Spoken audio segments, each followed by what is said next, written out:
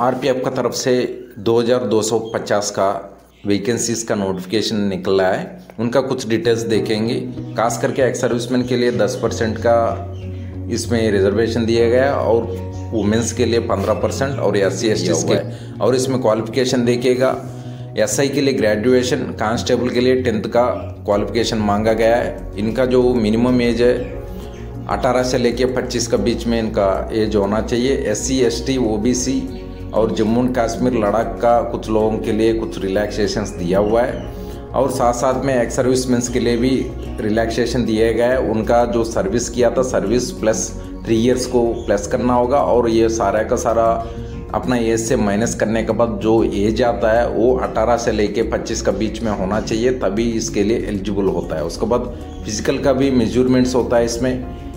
इसमें हाइट में मेल्स के लिए 165 एबव होना चाहिए, फीमेल्स के लिए 155 से एबव होना चाहिए और उसके बाद जो चेस्ट का बिना एक्सपेंड का 80 सेंटीमीटर एबव होना चाहिए, एक्सपेंड करने के बाद 85।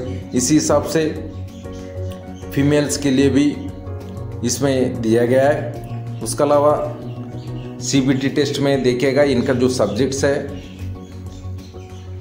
और SI के लिए कांस्टेबल के लिए 90 मार्क्स का होता है। पूरा सब्जेक्ट सेम टू सेम है और 90 मिनट्स का और 120 मार्क्स का है। जनरल अवेयरनेस में 50 मार्क्स, अरिथमेटिक 35 मार्क्स और इंटेलिजेंस रीजनिंग में 35 मार्क्स का होता है। उसके बाद आप यहाँ पे देख सकते हैं PET टेस्ट होता है, फिजिकल एफिशिएंसी टेस्ट का है। 1600 मीटर का रनिंग होता है मेल्स के लिए। इसमें SI 6.30 सेकंड में भागना होता है, 6 मिनट 30 सेकंड्स में, और उसी जगह पे कांस्टेबल के लिए 5 मिनट्स 45 सेकंड में भागना होता है और फीमेल्स के लिए सिर्फ 800 मीटर्स का रनिंग होता है। इनमें 4 मिनट्स में 800 मीटर पूरा करना पड़ता है और कांस्टेबल में फीमेल्स 3 मिनट्स 40 सेकंड में भागना होता है। और लॉन्ग जंप, हाई जंप देखिएगा।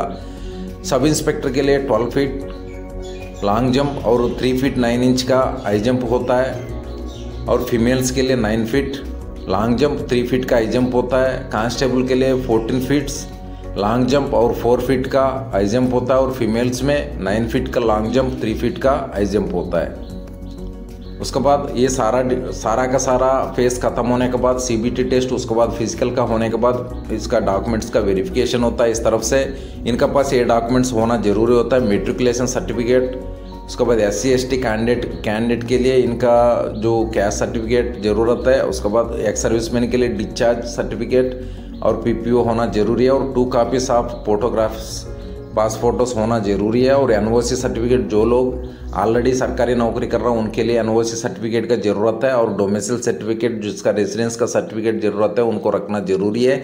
EWS certificate, economically weaker section जो लोग हैं उन लोग ने EWS सर्टिफिकेट रखना जरूरी होता है। इस तरह से भाइयों जो एडवांस नोटिफिकेशन निकला है 2250 का है। इसमें 2000 का है कांस्टेबल का है और 250 का है SI के लिए निकला हुआ है। इसका जो डेट्स है जल्दी से जल्दी निकलने वाला है। इसका जो अपडेट्स है मैं इस चैनल को द्वारा देने के लिए कोशिश करूंगा।